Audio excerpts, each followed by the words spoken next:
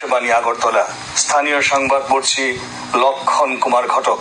এখনকার বিশেষ খবর হলো সংঘর্ষ বিরতি নিয়ে পাকিস্তানের আচরণের দিকে তীক্ষ্ণভাবে নজর রাখছে ভারত, জানিয়েছেন ডিজিএমও।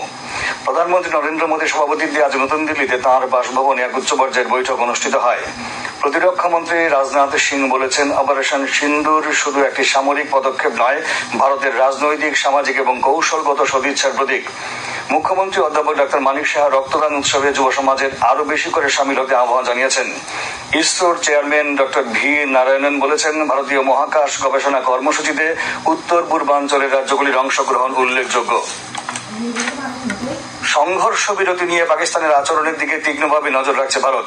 আজ নতুন দিল্লিতে এক ব্রিফিং এ ভারতের director general of military operation DGMO lieutenant general Rajiv Ghai এই কথা জানান। তিনি বলেন, গতকাল বিকেলে পাকিস্তানের ডিজিএমও তাঁকে ফোন করেন, সংঘর্ষ বিরতি নিয়ে অনুরোধ করেন। ভারত সংঘর্ষ বিরতিতে রাজি হয়, কিন্তু তারপরেও গতকাল পাকিস্তানের তরফে সংঘর্ষ বিরতি লঙ্ঘন করার ঘটনা ঘটে পাকিস্তানের তরফে। এমন ঘটনা ঘটলে ভারত পাকিস্তানের বিরুদ্ধে উপযুক্ত কড়া ব্যবস্থা নিতে বাধ্য হবে।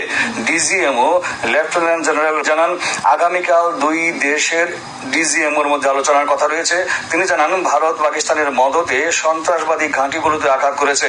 পাকিস্তানের সামরিক দিক দিয়ে বেশ কিছু গুরুত্বপূর্ণ ঘাঁটিও ধ্বংস করা হয়েছে, তবে কোনো অসামরিক ক্ষেত্রে আঘাত করা হয়নি। ব্রিফিং এ পাকিস্তানের ব্যাপক ক্ষয়ক্ষতির চিত্র পাওয়ার পয়েন্ট প্রেজেন্টেশন তুলে ধরেন তিনি পেহেলগাঁওয়ের ঘটনায় নিহতদের প্রতি গভীর শ্রদ্ধা জানান।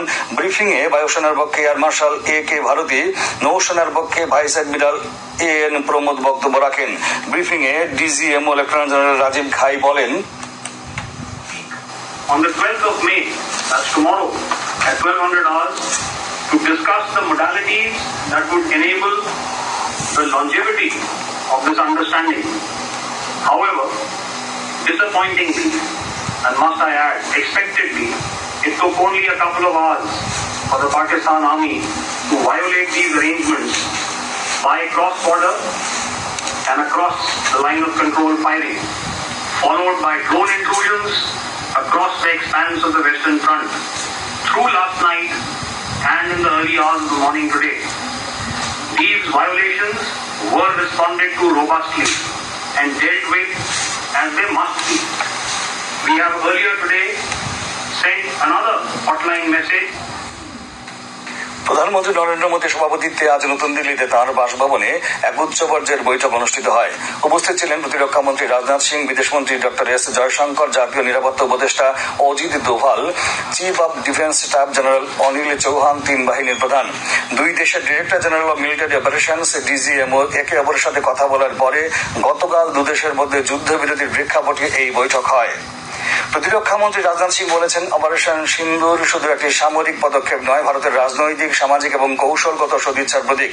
আজ ভার্চুয়ালি লখনৌতে ব্রহ্মোস এরোস্পেস ইন্টিগ্রেশন এবং টেস্টিং ফ্যাসিলিটির উদ্বোধন করে শ্রী সিং বলেন, এই অপারেশন সন্ত্রাসবাদের বিরুদ্ধে ভারতের দৃঢ় ইচ্ছা এবং সামরিক শক্তির সক্ষমতা ও সংকল্পের এক প্রদর্শনী।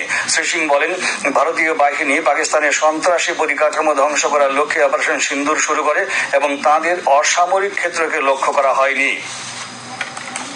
भारत आतंकवाद के खिलाफ जब भी कोई कार्रवाई करेगा तो आतंकवादियों और उनके आकाओं के लिए सरहद पार की जमीन भी सुरक्षित नहीं है। अगर पाकिस्तान ने न केवल भारत के नागरिक इलाकों को निशाना बनाया, तो मंदिर, गुरुद्वारा, गिरजाघर पर भी हमले करने का प्रयास किया। भारत की सेनाओं की चमक उस रावलपिंडी तक सुनी गई जहां पाकिस्तानी फौज का हेडक्वार्टर मौजूद। মুখ্যমন্ত্রী অধ্যাপক ডক্টর মানিক সাহা বলেছেন, রবিশঙ্করের দর্শন চিন্তাধারা আরো বেশি করে মানুষের মধ্যে ছড়িয়ে দিতে হবে।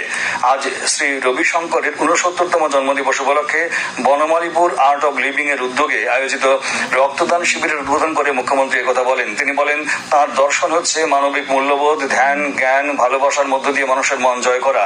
আজকের দিনে তার প্রচার প্রসার আরো বেশি করে দরকার।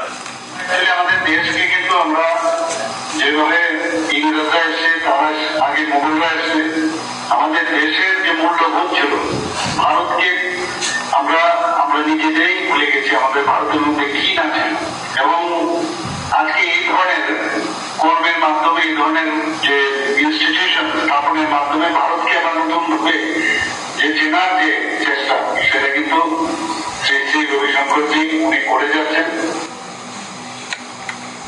এদিকে আজ বনমালী স্থিত রাম ঠাকুর সভা মন্দিরের উদ্যোগে কৈবল্য ধামের চতুর্থ মহন্ত মহারাজ ভবতোষ বন্দ্যোপাধ্যায়ের তিরোধান তিথি উপলক্ষে রক্তদান শিবিরের আয়োজন করা হয়। এই শিবিরের উদ্বোধন করে মুখ্যমন্ত্রী রক্তদান উৎসবে আরো বেশি করে সামিল হতে যুব সমাজের প্রতি আহ্বান জানান। এই দুটি শিবিরে মোট 65 জন রক্তদান করেন। ভারত পাকিস্তান সংঘর্ষ বিরতি সম্পর্কে দেশবাসীকে তথ্য দেওয়ার দাবি জানালেন সিপিআইএম পার্টি নবনির্বাচিত সর্বভারতীয় সাধারণ সম্পাদক এম.এ. বেবি। আজ আগরতলার মেলার মাঠে দলের সদর কার্যালয়ে 24তম পার্টি কংগ্রেসের পর প্রথমবারের মতো সিপিআইএম রাজ্য কমিটির সভা শেষে সাংবাদিক সম্মেলনে কথা জানান তিনি সংঘর্ষ বিরতি সিদ্ধান্তকে স্বাগত জানিয়ে বলেন, পহেলগাঁওয়ের সন্ত্রাস অপারেশন সিন্দুর এবং সংঘর্ষ বিরতি সম্পর্কে দেশবাসীকে সব তথ্য জানানো জরুরি। সাংবাদিক সম্মেলনে বিরোধী দলনেতা জিতেন্দ্র চৌধুরী সহ অন্যান্যরা উপস্থিত ছিলেন। প্রত্যেক বছরের মতো এবারও যথাযোগ্য মর্যাদায় পালিত হচ্ছে বৌদ্ধ ধর্মাবলম্বীদের পবিত্র উৎসব বুদ্ধ জয়ন্তী। 2569তম বুদ্ধ জয়ন্তী উৎসব বৈশাখী বুদ্ধ পূর্ণিমা উপলক্ষে রাজ্যের মূল অনুষ্ঠানটির আয়োজন করা হয় আগরতলার বেনুবন বুদ্ধ বিহারে। দুদিনব্যাপী বুদ্ধ জয়ন্তী উৎসবের অঙ্গ হিসেবে আজ সকালে বেনুবন বিহার কর্তৃপক্ষের পক্ষ থেকে আগরতলার ক্যান্সার হাসপাতালের রোগীদের মধ্যে ফল ও মিষ্টি বিতরণ করা হয়। বিকেলে অনুষ্ঠিত হয় বর্ষি আঁকড় প্রতিযোগিতা। সন্ধ্যায় মন্দির প্রাঙ্গণে প্রদীপ প্রজ্বলন করা হয়। আগামীকাল ভোরে বিশ্ব শান্তির বার্তা নিয়ে বুদ্ধ পুজো ও সূত্রপাঠ। আগরতলা শহরে বুদ্ধ পূর্ণিমা শোভাযাত্রা, বুদ্ধ পতাকা উত্তোলন, বুদ্ধ পুজো ও সংঘদান, ধর্ম আলোচনা সহ বিভিন্ন ধর্মীয় কার্যক্রমের আয়োজন করা হবে। বুদ্ধ পূর্ণিমা উপলক্ষে রাজ্যবাসীকে অভিনন্দন ও শুভেচ্ছা জানিয়েছেন রাজ্যপাল ইন্দ্রসেনা রেড্ডি নাল্লু। শুভেচ্ছা বার্তায় রাজ্যপাল বলেন, ভগবান বুদ্ধ নৈতিকতা এবং প্রজ্ঞার অনুশীলনের মধ্য দিয়ে মানুষের জীবনের পথ দেখিয়েছেন। এই উৎসব ত্রিপুরাবাসীর মধ্যে আনন্দ, ভালোবাসা, সৌভ্রাতৃত্ব এবং খুশি বয়ে আনুক। এ খবর শুনছেন আকাশবাণী আগরতলা কেন্দ্র থেকে। আকাশীয় কৃষি বিশ্ববিদ্যালয় ইম্ফলের ৫ম সমাবর্তন অনুষ্ঠান আজ লেম্বুছড়া স্থিত মৎস্য মহাবিদ্যালয়ে অনুষ্ঠিত হয়। সমাবর্তনে প্রধান অতিথি হিসেবে উপস্থিত ছিলেন ভারতীয় মহাকাশ গবেষণা সংস্থার চেয়ারম্যান ডক্টর ভি নারায়ণন। সমাবর্তনে উত্তর পূর্বাঞ্চলের 13টি কলেজে পাঠরত 28টি রাজ্যের 1500 জনেরও বেশি শিক্ষার্থীকে ডিগ্রি প্রদান করা হয়। ডক্টর ভি নারায়ণন তার ভাষণে মহাকাশ কর্মসূচিতে উত্তর পূর্বাঞ্চলের রাজ্যগুলির বিভিন্ন বিষয় তুলে ধরেন। And northeastern states, really we are doing great service. Very recently what we have done, 800 students from all the 8 states are selected, and 100 of them week before last week they were brought and trained in ISRO facilities in Bangalore. And we are going to continue this so that you will get the exposure for this space program. 3,000 spacecraft internet connectivity is given, and horticulture area, we have located something around 18,000 hectare area is located across 52 districts, and flood warning, disaster related mitigation, lots of things we are serving for northeastern area. অনুষ্ঠানে ভাষণ রাখেন কেন্দ্রীয় কৃষি বিশ্ববিদ্যালয় ইম্ফলের আচার্য doctor BK. Joshi, উপাচার্য doctor অনুপম মিশ্র প্রমুখ।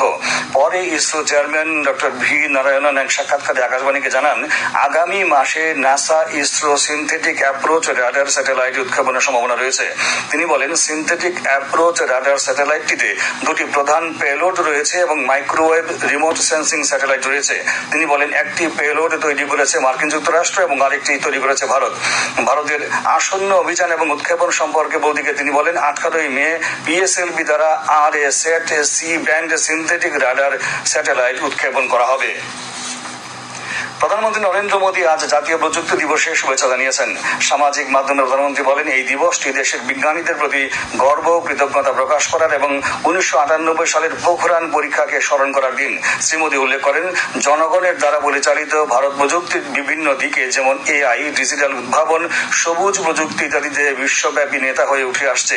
প্রধানমন্ত্রী বলেন, দেশ বিজ্ঞান ও গবেষণার মাধ্যমে ভবিষ্যৎ প্রজন্মের ক্ষমতায়নের অঙ্গীকার পুনর্ব্যক্ত করে। ঊনকোটি জেলার ফটিকরায় বিধানসভা কেন্দ্রের কাঞ্চনবালি মাল্টিপারপাস হলে আজ অনুষ্ঠিত হয় রাষ্ট্রবাদী কর্মচারী কোঅর্ডিনেশন কমিটির শাখা সম্মেলন। সম্মেলনের অনুষ্ঠানকে উদ্বোধন করেন মৎস্য ও প্রাণী সম্পদ বিকাশ দপ্তরের মন্ত্রী সুধাংশু দাস। তিনি তার ভাষণে বলেন, সরকারের কর্মধারা বাস্তবায়িত করে থাকেন কর্মচারীরা। সরকার কর্মচারীদের স্বার্থ রক্ষায় আন্তরিক। এদিকে ত্রিপুরা রাজ্য কর্মচারী সংঘের খোয়াই মন্ডলের এক সম্মেলন আজ স্থানীয় মহাদেব টিলায় অনুষ্ঠিত হয়। সম্মেলনে উপস্থিত ছিলেন বিজেপি খোয়াই মন্ডল সভাপতি অনুকূল চন্দ্র দাস প্রমুখ। ত্রিপুরা ফুটবল অ্যাসোসিয়েশন পরিচালিত ঘরোয়া তৃতীয় ডিভিশন লিগ ফুটবল প্রতিযোগিতার আজকের খেলায় পান্থই স্পোর্টিং সোসাইটি ঊনকোটি, ধলাই, খোয়াই, পশ্চিমী গোমতী জেলায় বিক্ষিপ্তভাবে বজ্রবিদ্যুৎ সহ ঘন্টায় 40 থেকে 50 কিলোমিটার বেগে দমকা হওয়া বয়ে যাওয়ার সতর্কতা জারি করেছে আবহাওয়া দপ্তর। আগামীকাল আকাশ মেঘাচ্ছন্ন থাকবে। নির্ধারিত সময়ের আগে বর্ষা আসার পূর্বাভাস দিয়েছে ভারতীয় আবহাওয়া দপ্তর। পূর্বাভাসে বলা হয়েছে দক্ষিণ পশ্চিম মৌসুমী বায়ু 1 জুনের পরিবর্তে 27 মে কেরালা উপকূলে পৌঁছতে পারে, যা স্বাভাবিকের তুলনায় 5 দিন আগে। উল্লেখ্য, গত বছরের মতো এই বছরেও আবহাওয়া দপ্তর স্বাভাবিকের চেয়ে বেশি বৃষ্টিপাতের পূর্বাভাস দিয়েছে। শেষ করার আগে বিশেষ বিশেষ খবরগুলো আরেকবার পড়ছি। সংঘর্ষ বিরতি নিয়ে পাকিস্তানের আচরণের দিকে তীক্ষ্ণভাবে নজর রাখছে ভারত, জানিয়েছেন ডিজিএমও। প্রধানমন্ত্রী নরেন্দ্র মোদীর সভাপতিত্বে আজ নতুন দিল্লিতে তার বাসভবনে এক উচ্চ পর্যায়ের বৈঠক অনুষ্ঠিত হয়। প্রতিরক্ষা মন্ত্রী রাজনাথ সিং বলেছেন, অপারেশন সিন্দুর শুধু একটি সামরিক পদক্ষেপ নয়, ভারতের রাজনৈতিক, সামাজিক এবং কৌশলগত সদিচ্ছার প্রতীক। মুখ্যমন্ত্রী অধ্যাপক ডক্টর মানিক সাহা রক্তদান উৎসবে যুব সমাজের আরো বেশি করে সামিল হতে আহ্বান জানিয়েছেন। ইসরোর চেয়ারম্যান ডক্টর ভি নারায়ণন বলেছেন, ভারতীয় মহাকাশ গবেষণা কর্মসূচিতে উত্তর পূর্বাঞ্চলের রাজ্যগুলির অংশগ্রহণ উল্লেখযোগ্য। স্থানীয় সংবাদ আজকের মতো এখানে শেষ।